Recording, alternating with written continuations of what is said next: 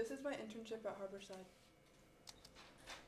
Hello, my name is Kayla Kemp Navarro. I'm a senior at Jonathan Law High School, and I will be attending Housatonic Community College in the fall for social work.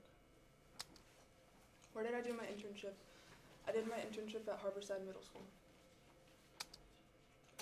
My site supervisor was Catherine Scheibel, and she's been a social worker at Harborside Middle School for 11 years. Why did I choose this site? I chose this site because I'd worked with the middle school age before as a camp counselor, and also because I think middle school is a crucial time in students' lives. I wanted to see how social work played a role in it. My expectations prior to my internship were that I was just going to sit there and observe. I didn't really think I was going to interact much during the groups, and I also thought there'd be a lot of paperwork filing. I kind of hoped that I would just, from this experience, learn what field of social work I wanted to focus on. My responsibilities during my internship were to make copies and packets, also to lead restorative circles and lead student groups, to monitor classes and lunch groups, sometimes even a lunch detention, writing notes during restorative circles and groups, kind of just what I thought Ms. Scheibel would need to look back on or what I thought was important. I helped students with assignments.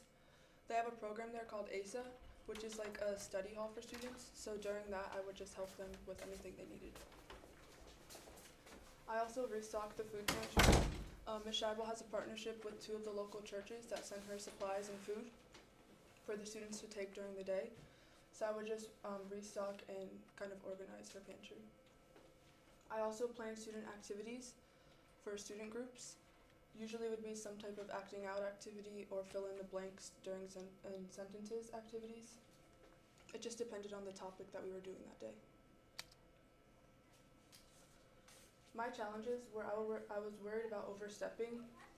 I didn't really know if I should provide any of my input at all. I also did not have a lot of knowledge about what a social worker did in school. I had experience with the kid aspect of social work, but not really anything else. And I was just worried about saying something wrong. I didn't really want to make a problem worse than it already was. The skills I learned were how to multitask, how to weed out important information during conversations with students, how to lead restorative circles, lead student groups, be a mediator, a lot of patience with the students, problem solving, and communication skills. So these are some of the methods I learned while I was there. The first one is the zones of regulation. This method is used to learn and read facial expressions. It's used to help identify feelings and emotions, and it's usually used with students that need help with social skills or are on the autism spectrum. And it was also created by Michelle Garcia, who is a social worker. So these are 2 of the zones that Ms. Scheibel has hanging in her classroom.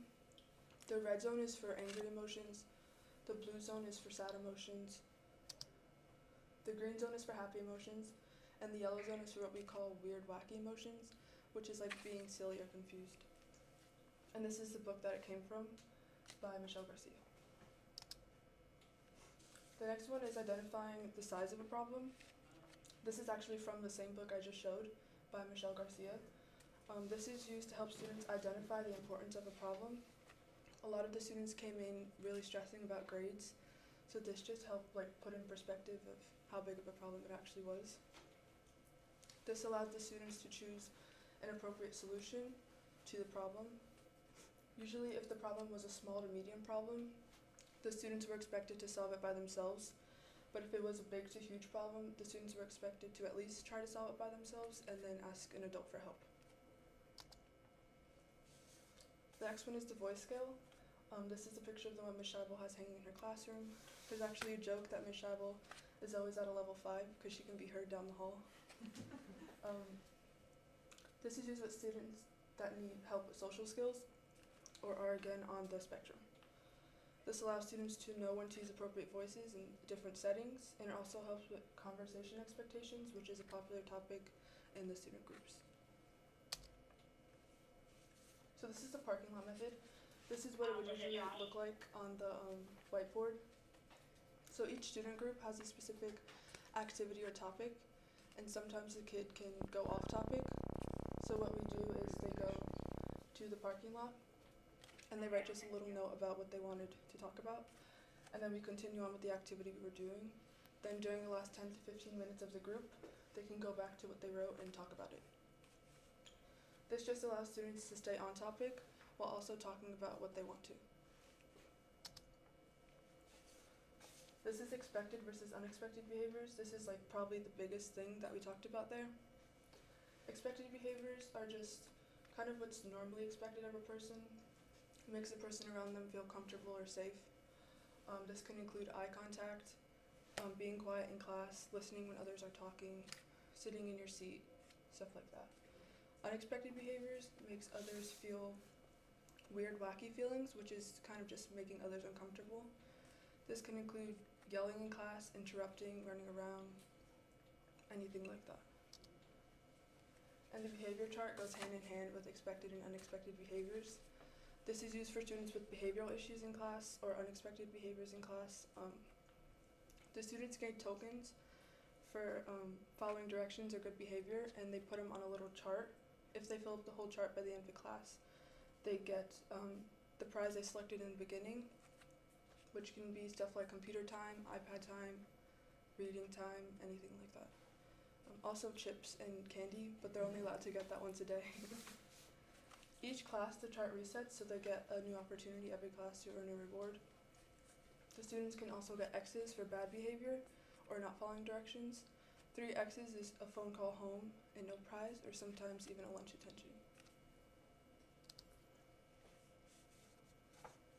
The last method I learned was restorative circles. This is probably my favorite method out of all of them. This can be used for whole classes like advisories or small groups that are having a conflict. The students would sit in a circle like this. Usually there's some type of adult sitting in with them, whether it be the social worker, vice principal, psychologist, some adult that's leading the group. The adult would ask guiding questions like, what do you think is happening or happened? How does that make you feel? How does that impact others? And how can we move forward to solve this? The questions can be more specific. It kind of just depends on how the conversation is progressing. The students would go around taking turns sharing their perspectives and feelings. Sometimes there is a talking piece, usually with bigger groups. In this case, it was a squishy like Harborside stress ball in the shape of a penguin that they got to name every time. And it just allows the students to address their problems while also coming up with solutions on their own. And it's just a safe place for everyone to share how they feel without judgment. So my future plans are to graduate high school, to go to Housatonic Community College for prerequisites, and they have a partnership with Southern, so I would transfer to Southern to complete my degree and graduate college there, and then hopefully go straight into the workforce when I'm done. Thank you for listening and your time. Does anybody have any questions? I do. So obviously you were partnered with a middle school site social worker. So do you envision yourself being a school social worker? Could you see yourself doing social work in a different setting? At first I wasn't really sure, but now it's like definitely one of my top 2 that I'm thinking about doing.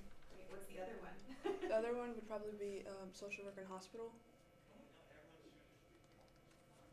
Any other questions? Go right.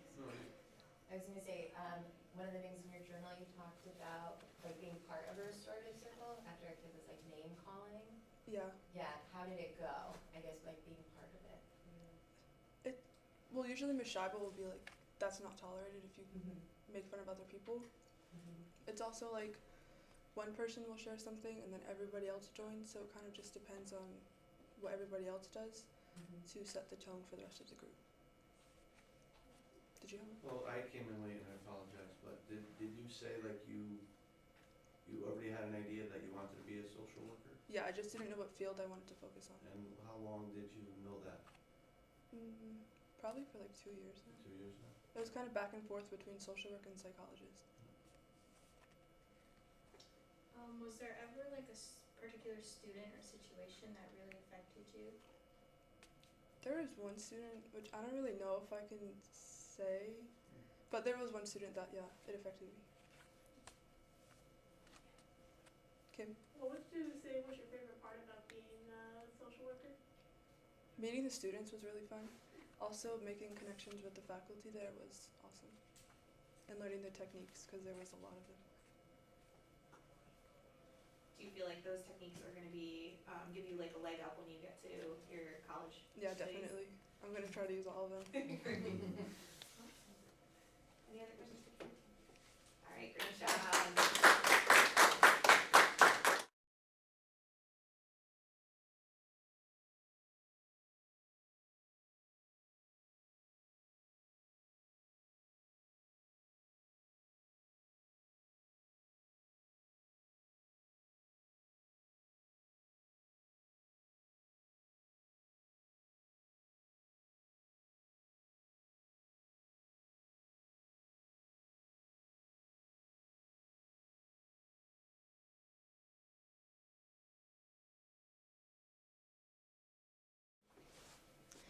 My internship in West Haven Public Schools.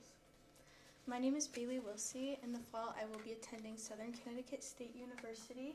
I plan to participate in the Special Education and Elementary Education Collaborative Program and also minor in German.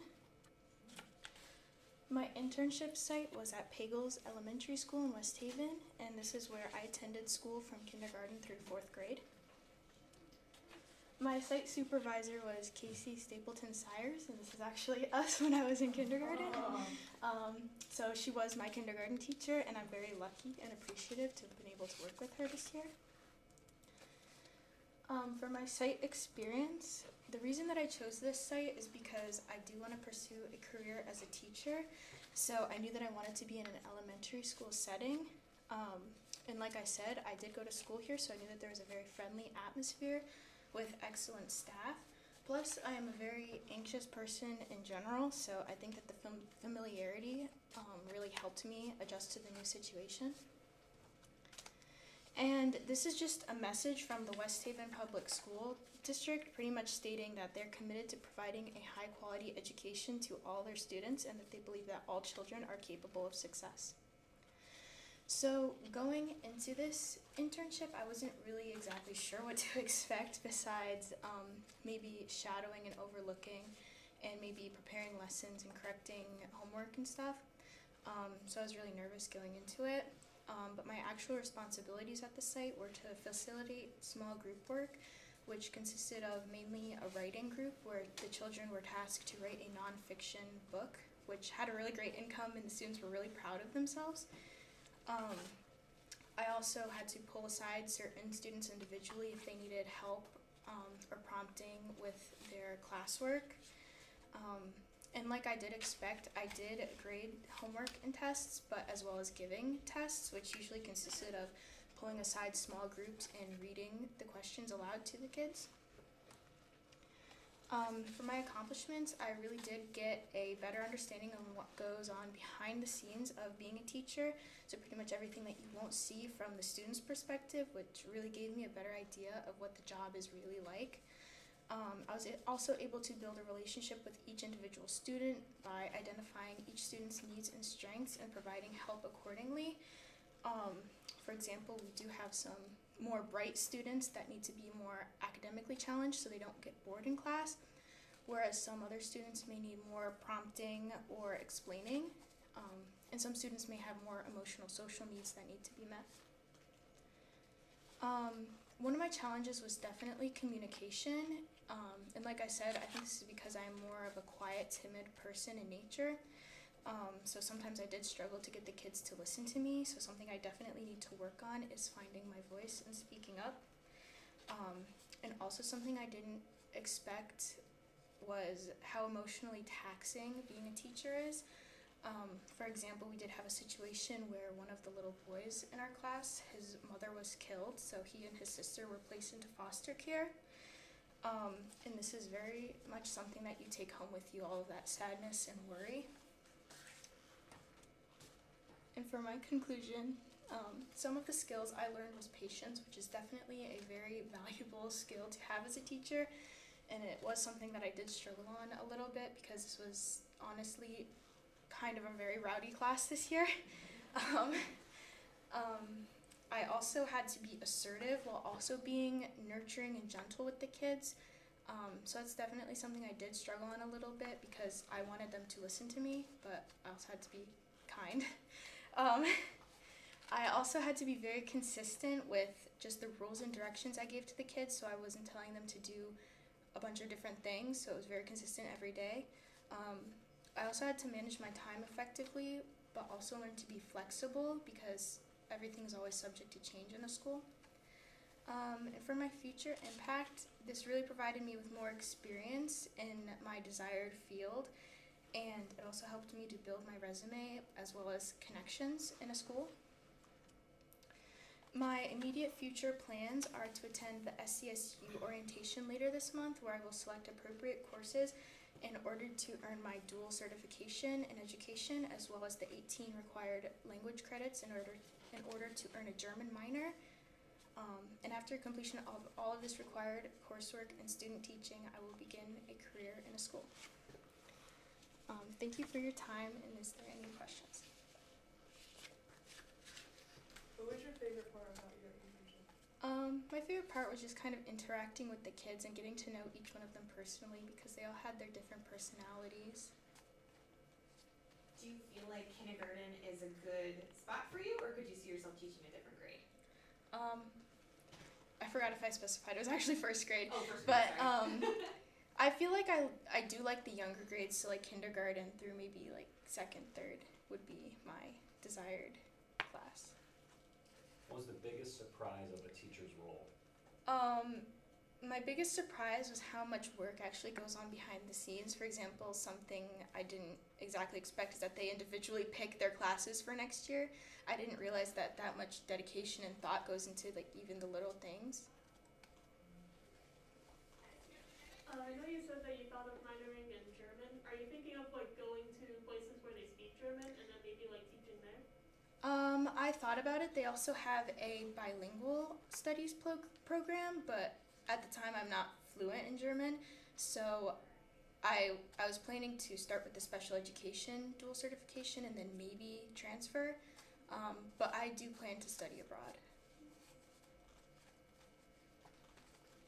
So I went to Pickles, guys. She also went to my alma mater. So way before you went there, I went there.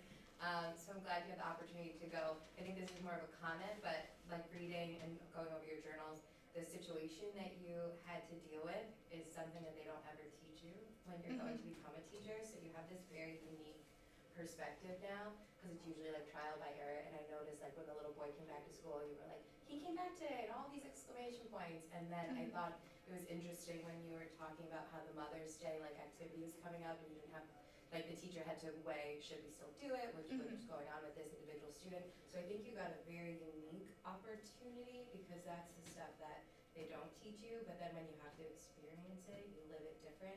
And so while I'm really sorry it happened, it gave you a very different perspective than I think a lot of other people have. So I'm glad you had a good experience. And how was the principal while you were there? He is very nice. He's a very kind person, and I'm very grateful that I got to be a part of that school again. Good. Nice job. Thank you. Great job.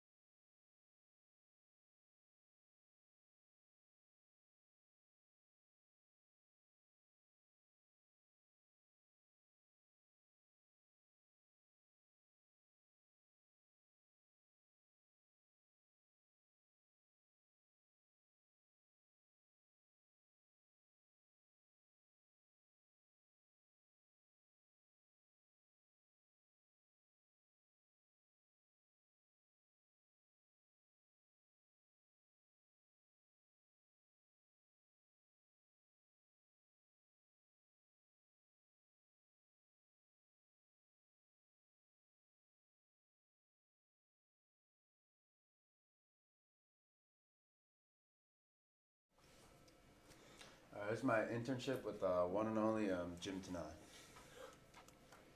Please keep it quiet. So this is my intro. I am John Nider. I will be attending the University of Connecticut next year to study business management and to play football. And my internship site was all over the place, and what I mean by that is it was not really at one place.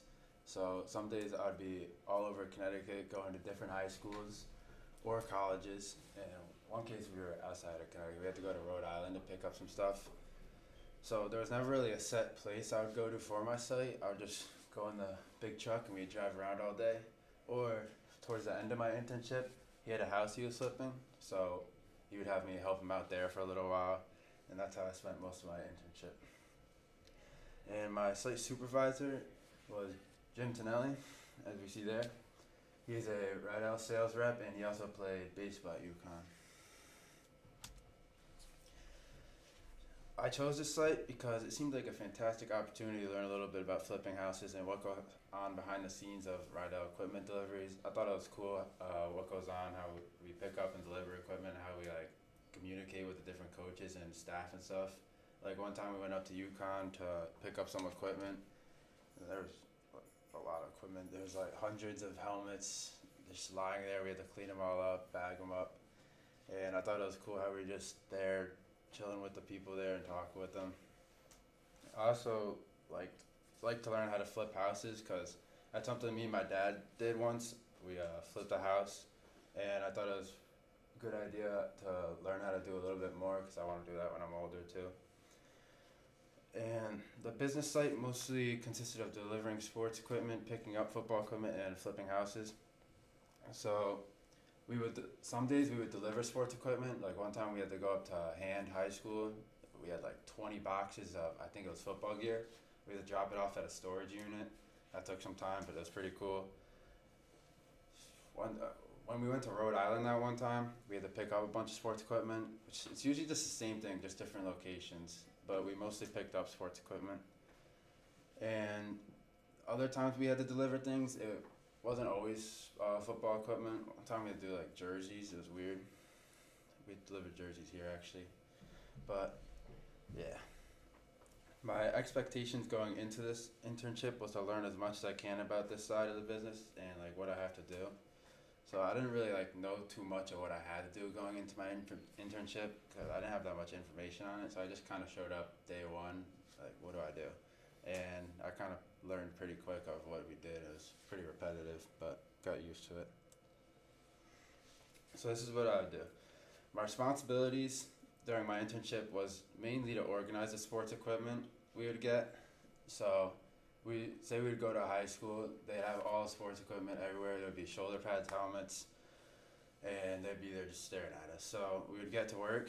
We would first separate the helmets and shoulder pads into different piles. We have to count them up each, make sure we have that number. And these brown bags here is kind of what we use to organize everything. We'd throw like 10 helmets on each bag, and then after we do that, we'd throw on a label to know what school it's from, know how many helmets are in there. And we did the same thing with the shoulder pads. We would load them up and count them up, and we'd throw them in the same bags.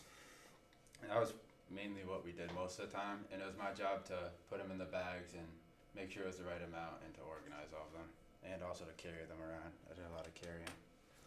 But another thing I would do was clean up and help work on the house he was flipping on the side. So what I did there was kind of simple, but it was like more hard work. So one day I went up there. He had a bunch of trees in the yard and branches he wanted to clean up. So we took the big U-Haul truck, and we spent a couple hours cleaning up branches, sticks, whatever. That was a lot of hard work, and got cut up pretty good from the trees and stuff. But that took a lot of the day, a lot of hard work, and I was sweating a lot. And there were not really many challenges we faced during this internship. It was pretty simple and repetitive, but I'd say the one annoying thing was the traffic, because I spent most of my days in this small little cab in the truck, and we would be driving everywhere. We would stop by sometimes 5 different high schools or colleges a day in Connecticut, and just sitting in that car all day was not fun. Especially that one time we went up to Rhode Island. It was like an all-day thing. We were in the car for maybe 5-6 hours because we stopped by many places that day. It was not enjoyable.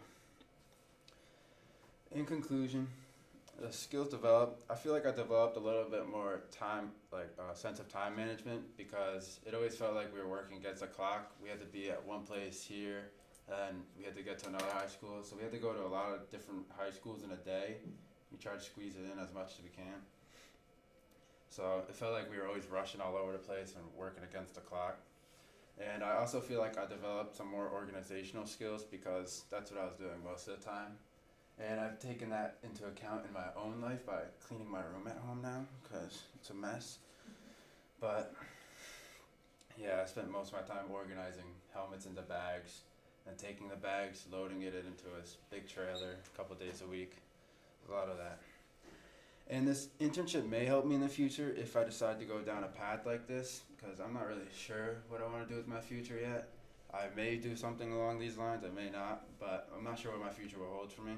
But I definitely want to do something in the business line. I want to own some sort of business of mine, and if I decide to go into some sports area, this may help me. But I definitely don't want to work for anyone in my future. I want to like be my own kind of boss, make my own money. Yeah. And that's all.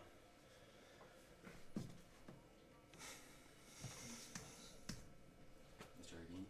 So it seemed like you did a lot of hard work, and especially the days with the sticks and things. And was there some breakfast that you had that really gave you a lot of energy each day that kept you going? Oh yeah, yeah. We definitely there's one breakfast I make every morning as well. Pancakes and syrup. I don't think there's a day I missed that. Yeah, and also during the internship, we'd grab lunch sometimes wherever we'd go. It's pretty fun. Did But your boss pay for it, or were you? yeah, he's a very, very kind man. Paid for my food. Treated me nice. Took me out to lunch every day. Good. Very good guy. But yeah, I don't think I'd be able to thrive without those pancakes and syrup. How was knowing you, all of the small talk that you had to make when you were going to all the schools? How'd you do that? Our talks were actually very interesting. I don't know if I'll say a lot of it, but No, I mean the small, like That's- when you go into a school and you're Yeah. collecting the uniforms, not with your Oh. site supervisor, with the people that were there. yeah, ADs. we wouldn't.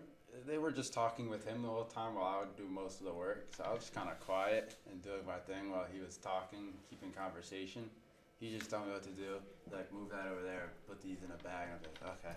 So I'd be there for like an hour or something, and I'm just silently moving stuff, and he'll just be chatting it up.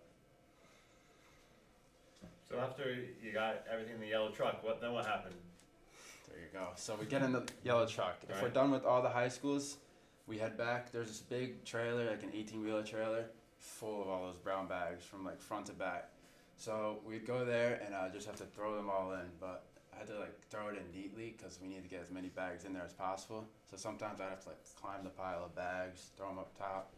And those bags were not like those are like 80 pounds sometimes. They were really heavy. I did not enjoy it. But we would drop it off at a trailer and just leave it there. One time the trailer was full, the next day it wasn't. I don't know what happened to those things. So, yeah.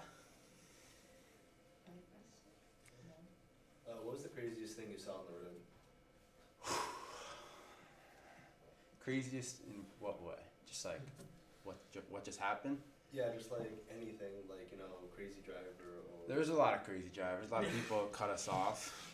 There's been times I'm like, oh my god, we're gonna crash, or I'm not gonna make it home because of how bad some drivers were. But there was a couple of accidents that were like, whoa, what the?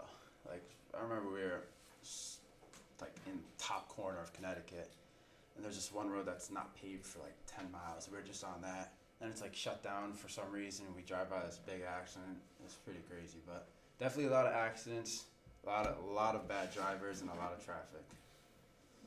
Mr. Agee. When you're talking about the flips and you flipped with your dad, what is like, you know, you're younger and I don't know how much you've Mhm. done in home repair stuff, so what's your best skill with doing that stuff? Are you good? So with me and my dad flipped a condo a couple summers ago, and the person in that condo was like a heavy smoker, so the walls were stained with like, it's disgusting. It was like, I don't even know, it was just stained with cigarette stuff. So I cleaned all that off. I had to paint the walls, removed the trim, removed a lot of doors, just a lot of painting.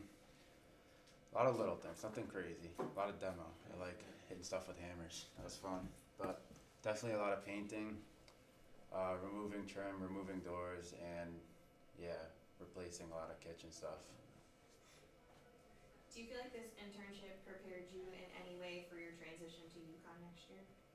Yeah, we actually went up to UConn one day, so it was kind of funny because I already know some of the guys up there, but I got to like go around a little bit more, learn a little bit more about the campus and what happens like behind the scenes for the football team too, which I probably won't see up there as a player. So I got to see like what they do for the players behind the scenes with their equipment or their helmets and all that. So it definitely helped me for the transition. I got to know some people a little bit better. I got to know what happens up there a little bit better, and I learned about the campus a little bit more. Great. John, do you think you learned any like life lessons from this experience? So I know Mr. Marco kind of talked about it, like networking or the importance of like small talk and being able to connect with people. Definitely connecting with people. Okay. He knows a lot of people, and I feel like that may help some ways in life with all the people we may know, just connections. He like knew everyone. He's like the mayor. We would go somewhere and he's like, hey, what's up? We go somewhere else, they know everyone. It was kind of crazy how many people he knew. Sometimes we would just be like somewhere random, not even at the place yet, and he'd see someone he knew. So I just feel like that helps with your job, knowing a lot of people and connections, and I feel like that helps where you may end up in your future if you have good connections. Great job, John.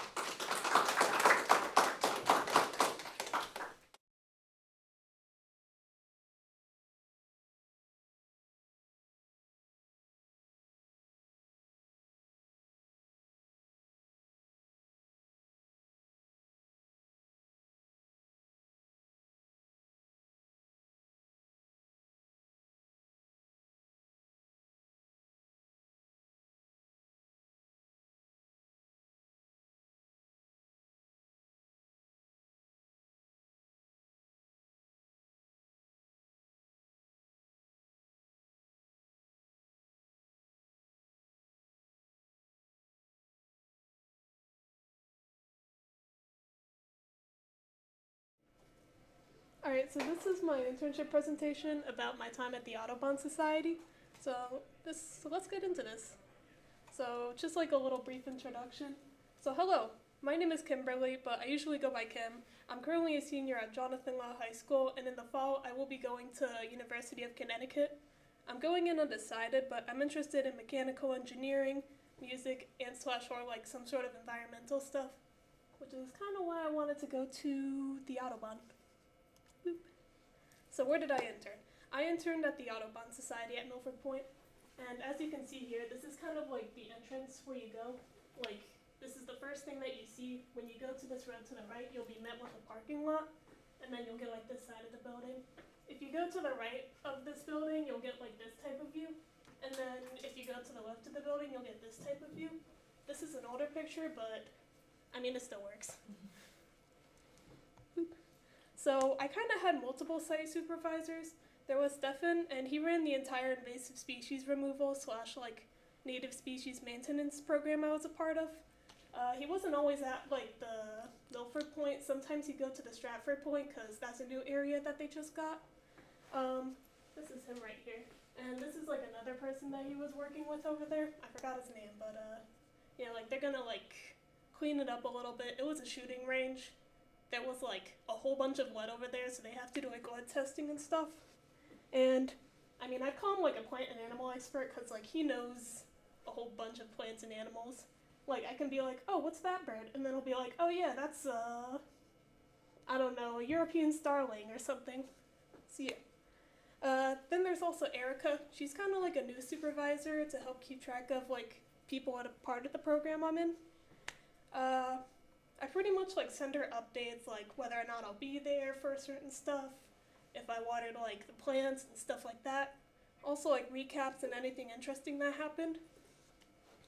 Occasionally she'd come over and well, we just like chat for a little bit, and I just thought that was pretty nice. Like sometimes we go down to the beach and just like talk about stuff. She's really nice. And then there's also Ken. He's one of the main adults who's usually at the Audubon. He usually works with guests and stuff, so like if there's a field trip that day, He'll be working with the kids and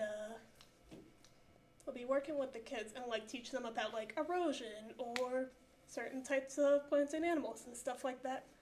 So yeah. So site experience. So why did I choose this site? I know like when I was choosing an internship site, I wanted to avoid something where I sat all day and like stayed inside because I kind of got that a lot with school. I know, it's just like, no shade to school, but like I think we need to go outside more often. But anyways. I also wanted to test out different options and just kind of see what I liked, because I'm at that point where people are like, oh yeah, go into what you want to do for college, but I like a lot of stuff, so I need to figure out like what I really like and what I'm like, this can be a hobby. So yeah. I also like learning about the environment, and I'm just interested in plants and animals in general, so I thought it'd be like a really good opportunity or a good way to like learn about nature more. And also like get experience if I did want to go into it. So yeah. And then just here's a picture of like the naturey part. This is like near the beach area, so these are like beach plums over here. And then this is a bird that was yelling at me while I was working. Alright, so the business of site, so like simplified a whole lot. Pretty much they work in animal and forest conservation and education. So on the Audubon website, it says, the Connecticut Audubon Society protects Connecticut's birds and other wildlife and their habitats through conservation, education, and advocacy. They also say, we hope to envision that our efforts will lead to a future where all can, where all can share and experience the joys of nature and understand the importance of environmental preservation, which I'd say is pretty good. Yeah. So prior expectations. Admittedly, I wasn't too sure like what to expect because I knew I'd be removing invasive plants and just like maintaining plants and stuff like that. But I didn't know the specifics of the job. But I did have like some ideas. I thought there'd be like a team of people removing invasive plants, like also a schedule for who waters what plants, also schedule break times. Like I thought I would be expected to work all day or until I left. I thought I'd be expected to like bring my own gear. I mean, I did anyway, but like there was already stuff there, so that was pretty nice. And then like I thought there'd be a wide area where I was working. There was like a team of people working, but I didn't see them too often. There were also some people who came in and watered the pollinator garden, but I mean, I didn't also see them too often. I could take breaks whenever, pretty much. I just did until like I got thirsty or something. I didn't have to work all day, so that was nice. Like I thought like it'd be like get back to work, like Mr. Krabs style or something, but it wasn't. But yeah, I ended up bringing my own gloves. They had stuff there, like I could use bug spray, and I used a lot of it. And then the area that like I ended up working, it ended up being smaller than I thought it would be, so I'd say pretty good. So responsibilities. I pretty much had two main responsibilities, and that was water and maintain native plants, or remove and look at like invasive plants. And so some of these pictures over here, these are pretty much the plants that I watered. They're both from like one area that I needed to water, but like I didn't take really good photos, so I ended up just using these two. Also just like look out for ticks and help out anybody and like answer questions and stuff. So like if somebody needed to know where the bathroom was, I could just be like, oh yeah, go in, take a right, and then they'll be like in a small room. Also, there will be bugs on the next slide, so if you don't like bugs, just like tune out for a little bit. So accomplishments. Just a few things just a few things that I did include, like removing a whole bunch of garlic mustard. Here's like the main photo that I show everybody, like how this entire area is just like covered in it. And then if I click here, this is what ended up happening after, so like it's all flat now. I also haven't found too many ticks on me. I'd say like throughout my entire time there, I found like at least 7 or so, which like 4 hours for like 4 days a week isn't too bad. These are some of the ticks that I found. This one can actually cause like you to become allergic to red meat, so I wanted to watch out for those quite a little bit. Anyways, I also got to learn more about like plants and animals in in Connecticut, so I thought that was really nice. I also kept a decent number of plants alive, so I didn't kill any as far as I'm aware. And I haven't died yet, so that's pretty nice. So yeah, these are all just ticks I found on me. Boop. Anyway, some challenges / problems. Just like a few of them include ticks. That's its own separate category because of like how much mind games we played. Like, I had to like check like every like 5 to 10 minutes for ticks and stuff. It was just, and I use so much bug spray. I don't know. It's just spooky. Anyways, also other bloodsuckers. Like pretty much what I do is like I just spray myself in bug spray and like that keep them away. Sometimes they'd be like trying to pretty much just eat my blood. I mean, not fun, but it happens. Anyways, poison ivy. This entire like area over here is just covered in poison ivy, and this also ties into the last point: hard to reach plants. I have to get this plant over here, and all of this stuff over here, along with over there, is poison ivy. I ended up finding out that I can just like walk through it and I'm okay, just as long as I don't brush up against it with like bare skin. Boop. So conclusion. Sorry, letting me catch my breath. Anyways, some skills that I learned or developed, like I'd say would be like time management or scheduling skills. And that's because it was so free, I could just like do whatever. So I ended up just like taking a break every hour or so. Also research skills, so that I can know more about animals and stuff. General knowledge of plants and animals, again, with like research. Communication skills. Even though I didn't talk to too many people, I still I learned to be friendlier, especially in Connecticut, because sometimes people just stare at you and then like look away for no reason. But anyways, being responsible, like not forgetting to water the plants. Problem solving skills, like figuring out like, should I use the hose for that plant? Hose for that plant, or watering can. And then just being prepared, like bringing my own stuff and stuff like that. So how will this help me in the future? I'd say it's helped me become more responsible, like problem solve, so I can probably like apply that to other stuff. It also hasn't chased me away from wanting to do environmental stuff, which, yeah, it also made me want to learn more about environmental stuff. And it did give me some experience, so, yeah. So if I did want to dabble in more environmental stuff, I'd say this was a pretty good start. For future plans, I'm not sure what I want to go into, but I know for UConn, I'll probably just go there, try out a whole bunch of stuff, and then see what I like. And thank you for listening. Any questions? So I know you had some slides about ticks, but did you have to do your own research on that? Did you just inherently know what you were looking out for? How did that, or did someone teach you about that? So I ended up doing my own research about that. I found out like a whole bunch of stuff can repel ticks, like lavender, citrus, like eucalyptus and stuff like that. So I ended up doing a whole bunch of my own research, but yeah. Yep. Did you have a favorite plant or animal that you came across? Favorite plant or animal? I honestly like the red cedar trees, which were the ones that I showed earlier. These ones over here. I just thought that they looked cool. I know in the past we've had somebody at the same center and they worked with like the animals that they have on display within did you do anything with them, or does your interest lie more in like trees, plants? Yeah. I did more of the plant stuff. I know that there were stuff where like you could do taxidermy and stuff like that. I was like interested in doing it, but I ended up working more on plants and stuff. That sounds really interesting. It was fun. Did you have a knowledge of all the plants, like what was invasive, what's not, beforehand, or was that all research you did there? That was all research I had to do. So like I was given like a list of 10 plants, like half of them were native, half of them were invasive, and then I pretty much just like learned about those and knew what to look out for. Was it ever difficult to differentiate which ones were like the invasive plants and which ones you had to keep?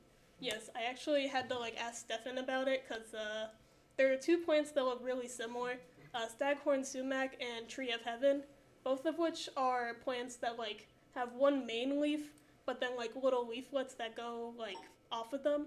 I ended up learning that staghorn sumac is serrated leaves, but or serrated leaflets, while tree of heaven doesn't. Yep. During your time, did you have to carry like a guidebook on you, or was it kind of all just information stored in your head? All information stored in my head. I had to remember stuff.